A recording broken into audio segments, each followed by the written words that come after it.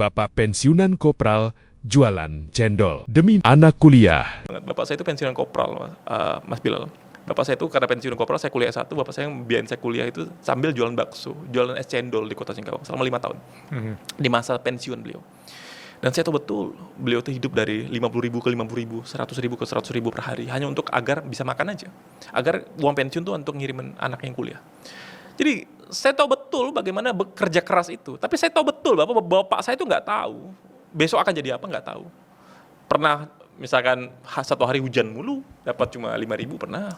Pernah ketika dagangan baksonya kesenggol terus baksonya bertaburan di jalan, itu juga pernah. Tapi yang saya pelajari dari bapak saya, beliau baru wafat tahun lalu. Dia bisa bekerja sebaik-baiknya hari itu, dan itu yang beliau bisa lakukan sebagai seorang laki-laki dan sebagai seorang ayah. Dia nggak tahu apakah kemudian bisa menguliahkan anaknya lagi di masa mendatang, dia nggak pernah tahu. Tapi yang bisa tahu adalah hari ini aku bisa berjualan cendol loh. Semoga dengan cendolku ini kita bisa makan.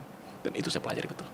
Dan dari situ saya belajar, oke, yang saya lakukan adalah, Dra, kau bekerja keras hari ini 24 jam ini maksimal nih. Urusan besok nggak tahu. Semoga saja nasib baik ada di kita. Tapi kalau ada nasib buruk, it's part of the process, kerja keras lagi. Tapi tidak kemudian buat kerja keras gitu, kemudian ini harus linear ya, kan rumuskan gitu kan. Kalau aku kerja keras, hasilnya harus linear, bagus. Siapa bilang? Nggak, kerja keras itu kayak kewajiban, saya bilang tadi. Kerja keras itu kewajiban aja.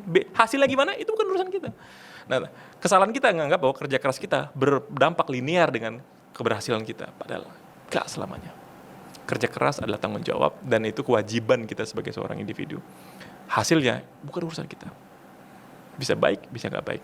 Tapi kalau kita berpasrah, apapun hasilnya, kita akan dapat nilai ibadah dari kerja keras kita.